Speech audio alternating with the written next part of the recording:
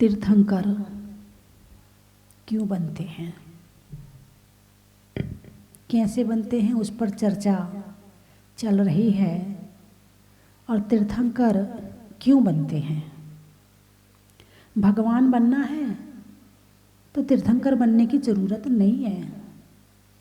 जितना सुख सिद्धालय में तीर्थंकर को होता है, उतना ही सुख वहाँ जितने अन्य सिद्ध होते हैं उन्हें भी होता है। सिद्ध बनने में सुख में कोई अंतर नहीं है। 8 कर्मों का नाश तीर्थंकर भी करते हैं और 8 कर्मों का नाश जो अन्य जीव भगवान बनते हैं वो भी करते हैं।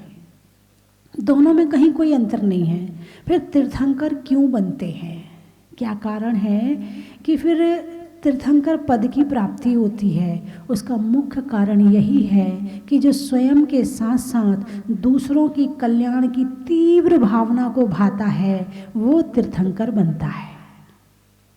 स्वयं को भगवान बनाने की भावना के साथ साथ दूसरों को भगवान बनाने की भावना भाता है। जो स्वयं सुख प्राप्ति के साथ साथ दूसरों के सुखों की भी चिंता करता है, जो केवल अपने लिए नहीं सोचता है, अपने साथ साथ पर कल्याण की भी भावना रखता है, वो जीव तीर्थंकर बनता है। वो पहले बता दिया था कि तीर्थंकर प्रकृति का बंध केवली या श्रुत केवली के पादमूल में होता है। तो भगवान क्यों बनते हैं, भगवान क्यों बने, कोई बता सकता है? अरे बोलिए ना, भगवान क्यों बने? सुख के लिए, किस लिए? बोलिए ना। यदि सुख नहीं मिल रहा होता तो भगवान क्यों बनते? सबसे पहली शर्त ये है कि सुख हम कहाँ ढूंढ रहे हैं। दूसरी बात ये है कि सुख कितने प्रकार का होता है। आप लोग बैठ जाइए, आराम से बैठ जाए। हाँ, बहुत अच्छी बात है, बच्चों को सुनाना बहुत जरूरी है। सुख कितने प्रकार का होता है? एक सुख होता है लौकिक सुख और एक सुख होता है अलौकिक सुख। लौकिक सुख यानी संसार का सुख, इंद्रियों के द्वारा मिलने वाला सुख। अलौकिक सुख यानी आत्मा का सुख और सीधे आत्मा से मिलने वाला धर्म के द्वारा सुख। एक होता है स्वाधीन सुख और एक होता है पराधीन सुख। सामने वाला अच्छे से रहेगा तो मुझे सुख मिलेगा, नहीं रहेगा तो नहीं मिलेगा, ये हो गया पराधीन सुख। इच्छा पूर्ति होगी तो सुख मिलेगा, नहीं होगी इच्छा पूर्ति तो सुख नहीं मिलेगा, ये हो गया पराधीन सुख। और एक ध्यान में बैठे हुए हैं तो मेरा सुख मेरे द्वारा मुझे मिल रहा है, इसमें किसी दूसरे की जरूरत नहीं है। हो गए ना 2 तरह के सुख। एक होता है नश्वर सुख, खाया, स्वाद आया, नीचे गया, सुख खत्म। कोई चीज देखनी थी, देखी, खत्म हुई, सुख खत्म, नश्वर सुख। और एक होता है अविनश्वर सुख, जो सिद्ध भगवान को, अरिहंत भगवान को प्राप्त है। वो उनकी पूर्णता है वहाँ पर, लेकिन उसका प्रयास और पुरुषार्थ अभी से करना पड़ेगा। और वो स्वयं के द्वारा, स्वयं के लिए धर्म से जो प्राप्त होता है वो है अविनश्वर सुख। यदि आत्मा में सुख नहीं होता, केवल बाहर के विषय भोगों में ही सुख होता, तो भगवान के पास में विषय भोगों की कमी नहीं थी। बोलिए सही है कि नहीं है? शांतिनाथ भगवान की कितनी रानियां थी? 96,000। कुंथनाथ भगवान की कितनी थी? 96,000। अरयनाथ भगवान की कितनी थी? 96,000। फिर भी छोड़ दिया, क्या बात है, क्यों छोड़ दिया? यदि आज का प्राणी होता तो कहता मैं तो कभी छोड़ने वाला था ही नहीं। जो छोड़ता नहीं है उसे मिलता नहीं है, और जो जितना ज्यादा छोड़ता है उसे उतना ज्यादा मिलता है। बात समझ में आई कि नहीं आई? त्याग से आकर्षण है। जितना अब घर में है, घर में जो जितना ज़्यादा त्याग करता है, लोगों का ध्यान उतना ज़्यादा उस पर केंद्रित रहता है। अरे इनका ध्यान रखना, ये बहुत त्यागी है। अरे इनको परेशान मत करो, इन पर गुस्सा मत करो, ये तो बहुत व्रत उपवास करते हैं। अरे इनसे कुछ मत कहो। और यदि नहीं कर रहे होते तो चाहे जितना सुना लो, चाहे जितना अपमान कर लो, कोई दिक्कत नहीं है। तो त्याग में आकर्षण है। बाहर के सुख भी त्याग के माध्यम से ही प्राप्त होते हैं। चक्रवर्ती का पद किसको मिलता है? कोई सामान्य वैसे मनुष्य को मिल जाता है कि इस जन्म से अगले जन्म में मृत्यु को प्राप्त हुआ और चक्रवर्ती बन गया, ऐसे मिल जाता है? नहीं। चक्रवर्ती का पद, तीर्थंकर का पद, नारायण का पद, प्रतिनारायण का पद, ये सारे के सारे मुनि बनने के बाद में, त्याग करने के बाद में फिर ये पद मिलते हैं। सौधर्मेंद्र का पद क्या ऐसे मिल जाता है? कोई भी सामान्य व्यक्ति मृत्यु को प्राप्त हुआ और स्वर्ग में जाके इंद्र बन गया, ऐसे बन जाता है? नहीं। जिसने त्याग नहीं किया उसको मिला नहीं। पकड़ने वाले को केवल एक मुट्ठी भर मिलता है, लेकिन छोड़ने वाले को पूरा मिल जाता है। बात समझ में आई कि नहीं आई? तो तीर्थंकर किस लिए बने, क्यों बने? वो इसलिए बने, आत्मा की सुख की प्राप्ति के लिए बने। तो तीर्थंकर क्यों बने? वो तो भगवान बनने में भी मिल जाता, लेकिन वो अपने आत्मा के सुख के साथ साथ सबके सुखों की कामना की, तो वो तीर्थंकर बने। तो इस तरह से शाश्वत सुख और अविनश्वर सुख। अब संसार का जो सुख है वो कौन सा वाला है? अरे बोलिए ना। नश्वर सुख है। और भगवान का सुख जो है शाश्वत है। मतलब जिस सुख में बाधा आती है, जिस सुख में बाधा आए, तुम टीवी देखना चाहते हो, रिमोट बच्चे के हाथ में है, मैं तो कार्टून देखूंगा, आ गई बाधा। होता कि नहीं होता? तुम्हारा सुख या बाहर का सुख या संसार का सुख बाधित है, बाधा पहुंचाने वाला है। अब तुम बड़ा हो तो कोई लड़ लो, उस बच्चे से क्या लड़ो? कोई बड़ा हो तो उस पर अपना जोर चला लो। अब बच्चा भी हाथ पांव पटक पटक के रोने लगेगा, तुम क्या कर लोगे? ले भाई ले ले, तू ही देख ले। तुम्हारा सुख खत्म और उसका सुख शुरू। तो संसार के, चाहे अभी घर में चीनी की बोरी है, घर में घी के टीन है, घर में खाने पीने का खूब सामान है, लेकिन खा नहीं सकते। क्यों? बीमारी आ गई, बीमारी ने खाना बंद कर दिया। सुख है मगर ले नहीं सकते। अब आप मतलब विडंबना देखो आप कि सुख तो पड़ा है सामने कि हम इससे सुख ले सकते हैं, मगर लेने की शक्ति नहीं है। वो कहां से आएगी? वो भी त्याग से ही आएगी, वो भी दूसरों के उपकार से आएगी, अपने उपकार से आएगी। तो संसार का सुख क्षणिक है, नश्वर है, और भगवान का सुख शाश्वत है। अब भगवान के सुख में कोई बाधा डाल के बताओ तो जाने। भगवान आत्मा के ध्यान में लीन है। पारसनाथ भगवान आत्मा के ध्यान में लीन थे। सुख मिल रहा था, नहीं मिल रहा था? अब आपने ध्यान किया होगा तो आपको थोड़ा सा भी पता होगा कि ध्यान का सुख क्या होता है, और नहीं किया होगा तो आपको पता ही नहीं होगा कि ध्यान में क्या सुख मिलता है। तो भगवान पारसनाथ ध्यान में बैठे, आनंद में लीन है, अपने आत्मा में लीन है। कमठ ने क्या किया था? उनके सुख में बाधा डालने की कोशिश करी थी कि नहीं करी थी? अरे बोलिए ना, क्या किया था?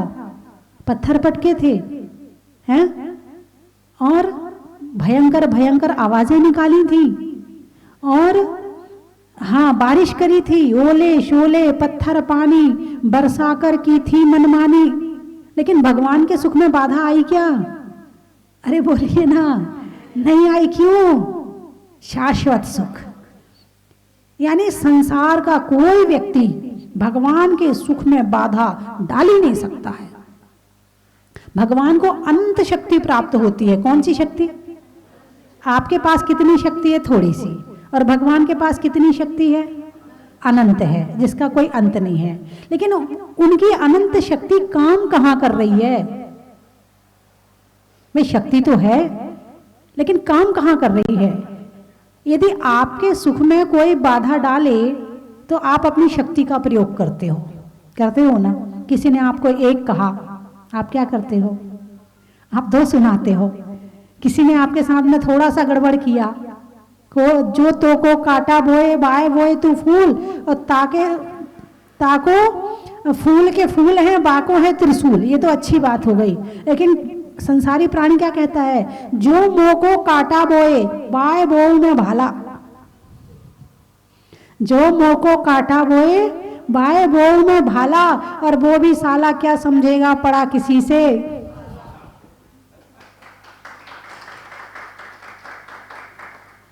ये संसारी है, उसके सुख में बाधा आई नहीं कि डंक मारना शुरू कर देता है। उसके मान कषाय को जरा सी चोट लगी कि डंक मारना शुरू कर देता है। उसके कपड़े किसी ने ले लिए तो डंक मारना शुरू कर देता है। उसकी जमीन किसी ने ले ली तो डंक मारना शुरू कर देता है।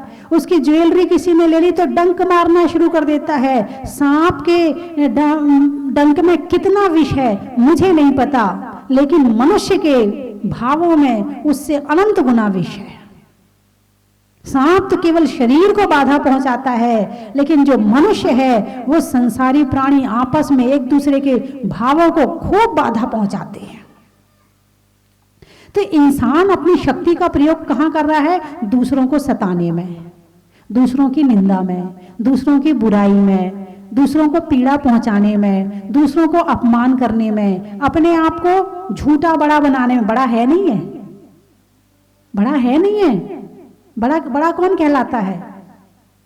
जो संघर्ष करता है, सच्चे मार्ग पर चलता है, वो बड़ा बनता है।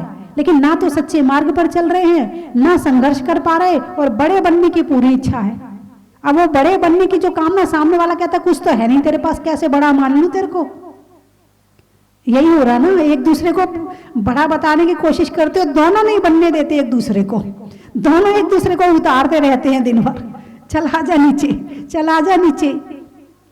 तो इंसान अपनी शक्ति का प्रयोग जहां नहीं करना चाहिए वहां कर रहा है, और भगवान अपनी शक्ति का प्रयोग कहां कर रहे हैं? अपने आत्मा के ध्यान में, सहज ध्यान में। कौन से ध्यान में? सहज ध्यान में। यानी तुम्हारे पास शक्ति कम है, फिर भी तुम उस शक्ति का प्रयोग दूसरों के लिए करते हो, लेकिन भगवान अपनी शक्ति का प्रयोग केवल अपने लिए करते हैं, किसी दूसरे के लिए नहीं करते हैं। क्यों? जिसके पास शक्ति है उसको कोई बाधा पहुंचा ही नहीं सकता है। कहते हो कि नहीं कहते? अरे उससे मत उलझना, उससे जीत नहीं पाएंगे। कभी कभी आपस में चर्चा करते ना, अरे उससे मत उलझना, उससे नहीं जीत पाएंगे, वो बहुत शक्तिमान है, उससे तो दूर ही रहना। यानी शक्तिमान के सुख में बाधा नहीं आती है, शक्तिमान के सुख में बाधा नहीं आती है। इसीलिए सारा संसार शक्ति इकट्ठी करने के पीछे पड़ा हुआ है।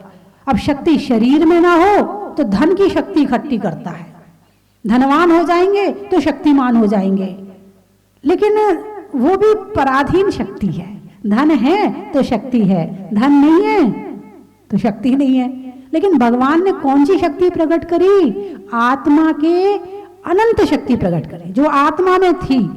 तो शक्ति का मतलब यही है कि कोई मुझे बाधा नहीं पहुंचा सकता।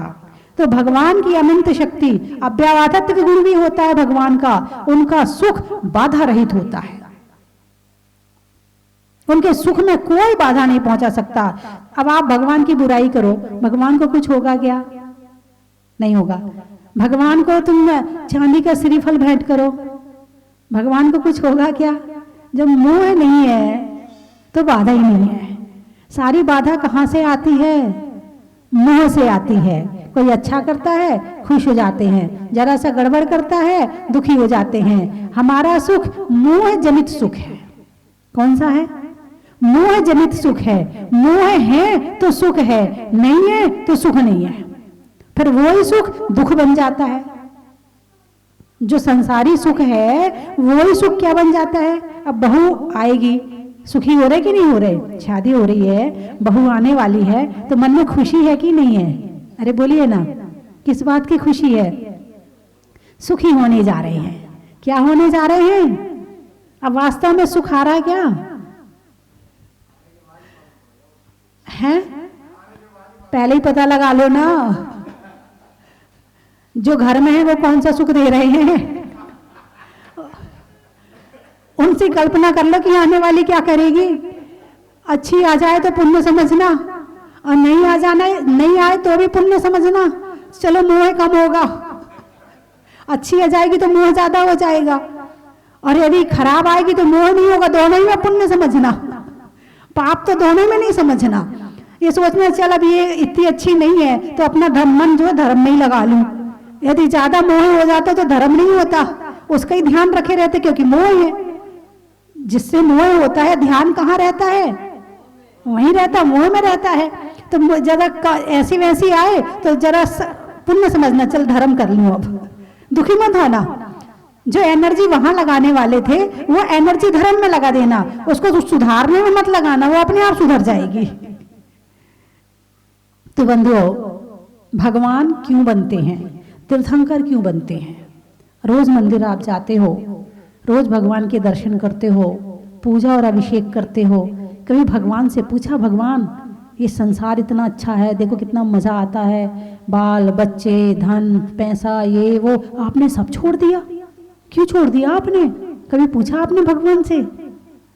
अरे बोलिए ना, यहाँ तक तो अभी बुद्धि खुली नहीं है, और वही तो खोलना है, उसका ही नाम तो ज्ञान है।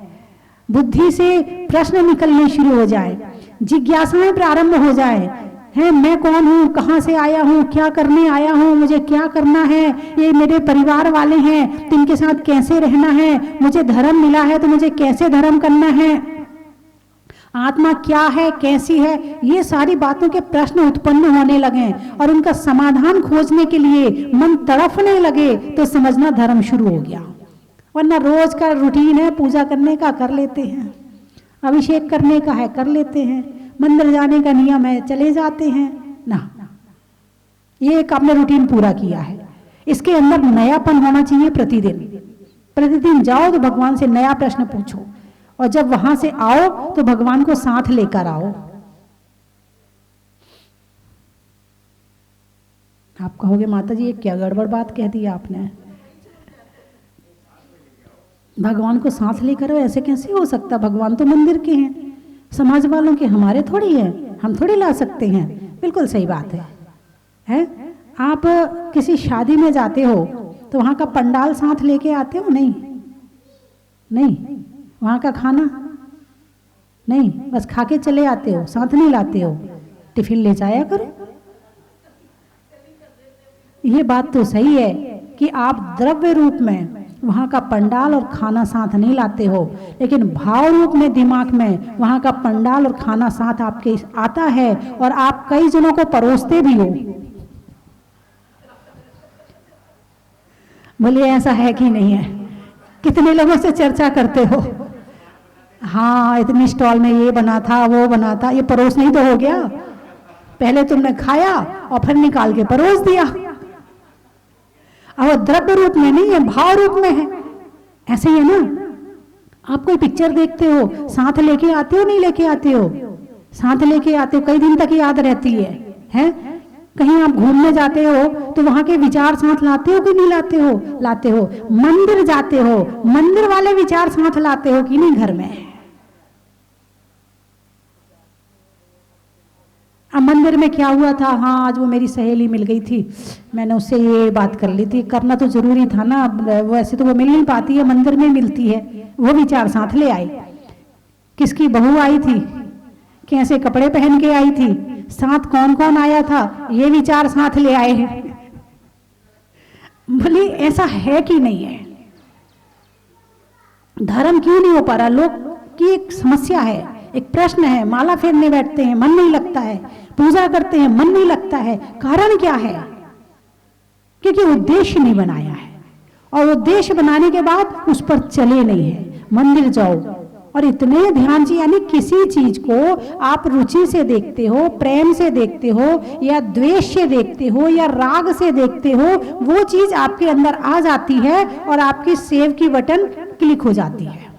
और जिस चीज को आप बिना मोह के, बिना रुचि के, बिना प्रेम के देखते हो, वो चीज आती है और निकल जाती है। इसका मतलब आपने शादी में गए थे तो बड़ी रुचि है आपकी, आप पूरा पंडाल तक साथ ले आए, वहां ऐसे झूमर लगे थे, ऐसा टेंट लगा था, है ऐसे खाना लगा था, इतने चित्र लगे थे, ऐसा बना था, आपने पूरी रुचि से देखा, पूरे अंदर के भावों से देखा, पूरे ध्यान से देखा आपने, पूरी एकाग्रता के साथ देखा आपने टीवी देखी, पूरी एकाग्रता के साथ में देखी कि कौन से हीरोइन ने कौन से कपड़े पहने थे, कौन सा कान का पहना था, कौन से हीरो ने फटी जीन्स पहनी थी, कौन से ने खड़े बाल किए थे, कौन से ने चपटे बाल किए थे, आपको सारा याद रहता है। लेकिन मंदिर जाते हो तो वहां आप अपने घर को तो साथ ले जाते हो, मगर भगवान को साथ लेकर नहीं आते। जितने ध्यान से आप नोट गिनते हो, जितने ध्यान से ग्राहकी चलाते हो, जितने ध्यान से शादियों में जाते हो, उतने ही ध्यान से यदि भगवान के दर्शन शुरू हो जाएं तो मामला सब ठीक हो जाएगा। अरे बोलिए ना, आपको कुछ सही सा लग रहा नहीं लग रहा है? लग रहा है। अब क्या करना पड़ेगा? उसके लिए सबसे जरूरी है कि स्वाध्याय, शास्त्र ज्ञान। वो नहीं कर पाते हो, प्रवचन तो टीवी में सुन ही सकते हो। आप टीवी नहीं देख पाते हो, आपके मोबाइल के यूट्यूब में सब कुछ मिल जाएगा, सारे प्रवचन मिल जाएंगे। आचार्य श्री विद्यासागर जी के प्रवचन, प्रमाण सागर जी के, सुधा सागर जी के, स्वस्ति भूषण जी के, सबके मिल जाएंगे। मतलब इतना सस्ता हो गया है धर्म करना, इतना सस्ता हो गया, इतना सहज हो गया कि आप जहां चाहो बैठ के धर्म कर सकते हो। आप दुकान में बैठे हो वहां हो सकता है, कुछ नहीं तो प्रवचन लगा के रख लो और अपने सुनते रहो, भजन लगा के रखो, सुनते रहो। आज के समय में धर्म करना जितना सरल है, पुराने समय में उतना सरल नहीं था।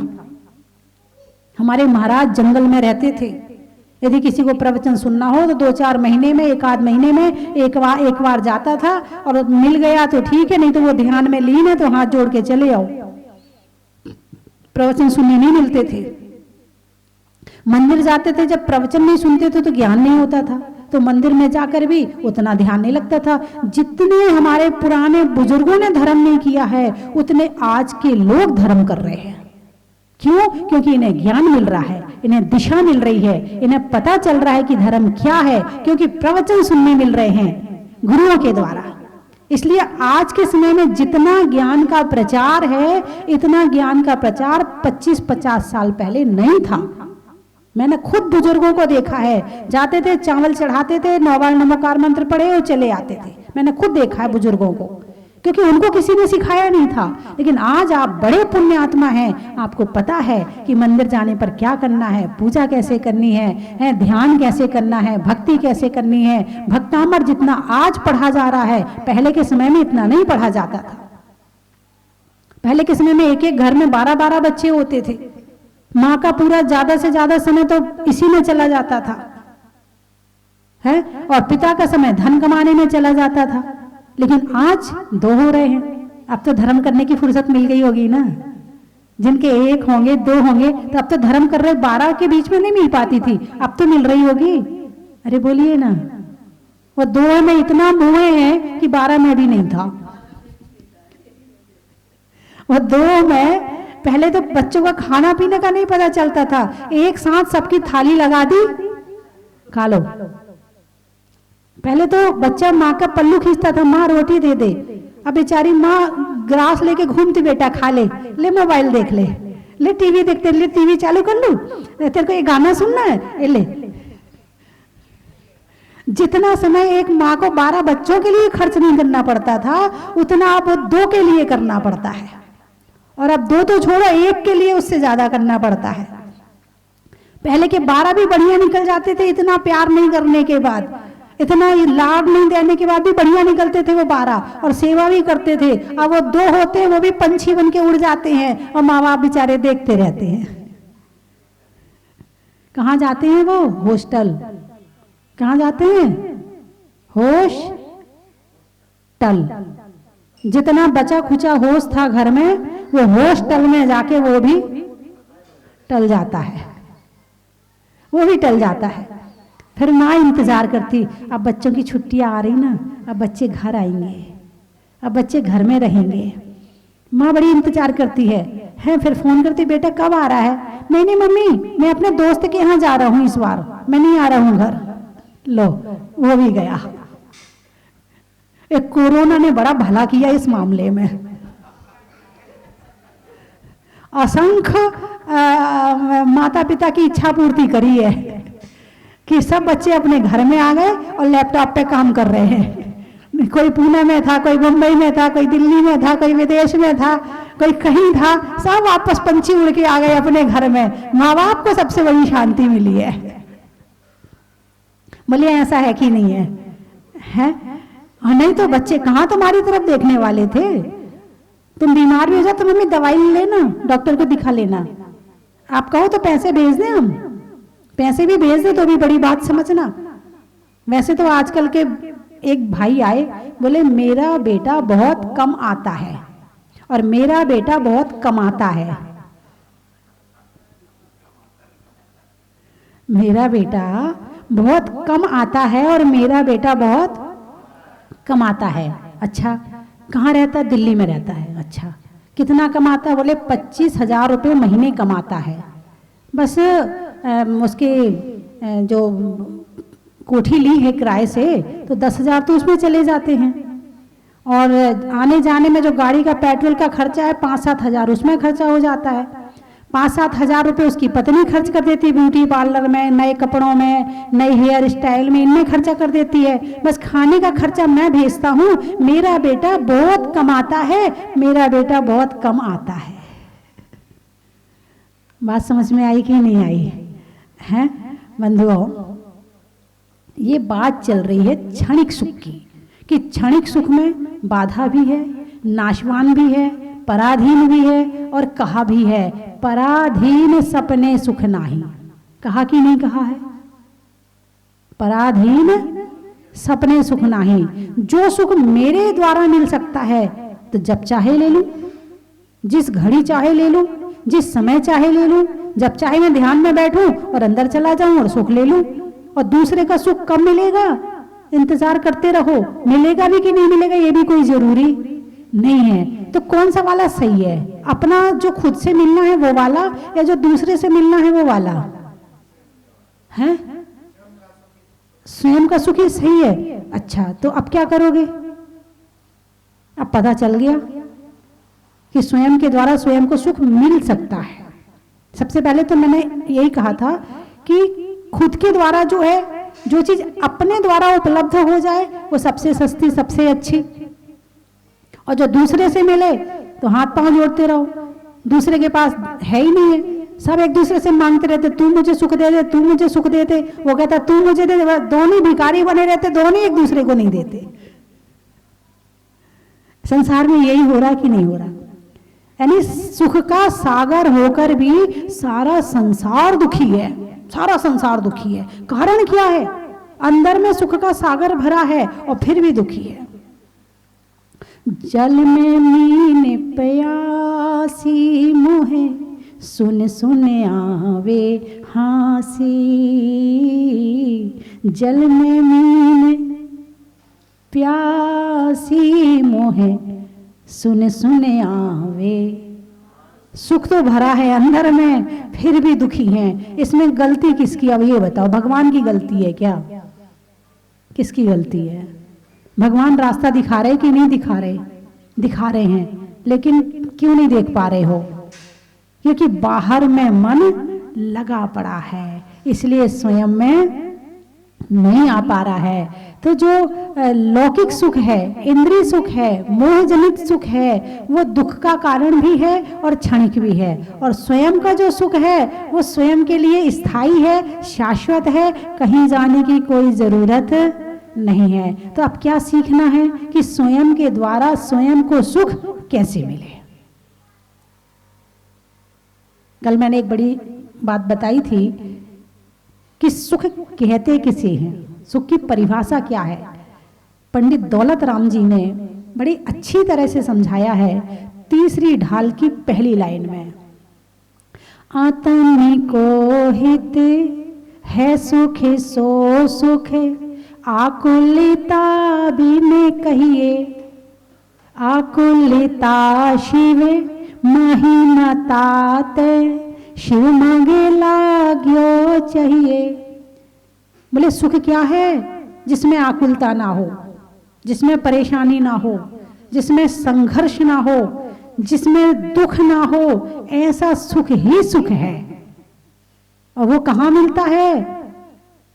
आत्म का हित है सुख, सुख सुख आकुलता भी नहीं कहिए, आकुलता रहित होने में मिलता है। अब आकुलता कर रहे, वो नहीं मिला, वो नहीं आया, वो नहीं गया, उसने ऐसा नहीं किया, उसको ऐसा करना है, मुझे ये खाना है, मुझे ये पहनना है, मुझे ऐसे बाल बनाने हैं, मुझे ऐसे कपड़े चाहिए, मुझे ऐसी ज्वेलरी चाहिए, मुझे ऐसी कोठी चाहिए, मुझे ऐसा मकान चाहिए, मुझे ऐसी गाड़ी चाहिए, मुझे ये चाहिए। ये आकुलता, ये क्या है?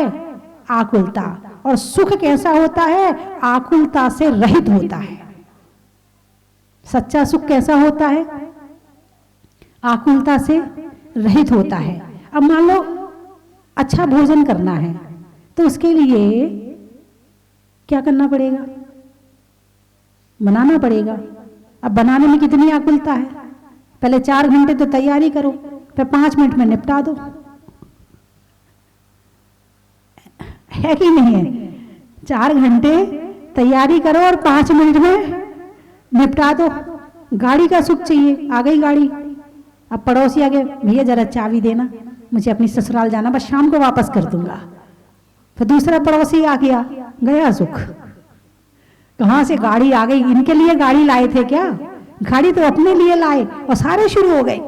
अब दूसरे ने एक्सीडेंट करके गाड़ी वापस कर दी, अब बताओ क्या करोगे? यानी संसार के जितने सुख हैं वो बाधा से सहित हैं। तो प्रयास और पुरुषार्थ किसका करना चाहिए? जिस सुख में बाधा ना हो, जिस सुख में आकुलता ना हो। बैठ जाओ आंख बंद करके और विचार करो अपने लिए, खुद के लिए। आपको 12 भावना तो याद होगी ना? करो चिंतन 12 भावना पे। आपके अंदर जितनी बुराइयां हैं, क्रोध करते हो, हाँ। मान करते हो, हाँ। ये जितनी बुराइयां हैं, कुछ नहीं करना ध्यान में, बस मैं इससे रहित हूं। जैसे भगवान है वैसे मैं हूं। भगवान क्रोध से रहित है, मैं भी क्रोध से रहित हूं। भगवान मान से रहित है, मैं भी मान से रहित हूं। मैंने कहां कहां गलती करी, करो चिंतन अपने ध्यान में बैठ करके। ध्यान में क्या करना है? यही तो करना है। जो बुराई है, जैसे चावल चुनते हो ना, कंकड़ कंकड़ निकाल के फेंकते जाते हो और चावल चावल सरकाते जाते हो। बस ध्यान में बैठ करके बुराइयों को चुन चुन के निकालते जाना है और अपने गुणों को ग्रहण करते जाना है। कठिन तो नहीं ना ध्यान करना? अरे बोलिए ना। बिल्कुल कठिन नहीं, सबसे सरल काम है। बस स्थिरता की आदत नहीं है, स्थिर होने की आदत नहीं है। धीरे धीरे डालो, वो भी हो जाएगी। ठीक है, बंद करूं? आप सब मूर्तिवत बैठे हैं, कोई हिल भी नहीं रहा है। ऐसा क्यों? इसलिए कि आपका ध्यान शरीर पर नहीं है, आत्मा पर है, सुनने पर है। आकुलता नहीं है, यानी इतनी आकुलता भी खत्म हो गई कि हाथ पांव भी हिलाना है। इसका नाम है सुख, इसका नाम है सुख, जिसमें हाथ पांव हिलाने की आकुलता भी खत्म हो जाए, है ना? हवा के रुख का, शरीर में मुख का और मिलने में सच्चे सुख का, शरीर में कान का, रहने में मकान का और मंदिर जी में भगवान का बड़ा ही महत्व है। चंद्रमा में गुरुत्वाकर्षण का, भौतिकता में आकर्षण का और जहाजपुर वाले भगवान मुनीश्वरनाथ के दर्शन का बड़ा ही महत्व है। हिंदी में मात्रा का, स्कूल में छात्रा का, आज आपकी जहाजपुर की यात्रा का बड़ा ही महत्व है। गाने में सुर का, रिश्तों में ससुर का और आने वालों में जयपुर का,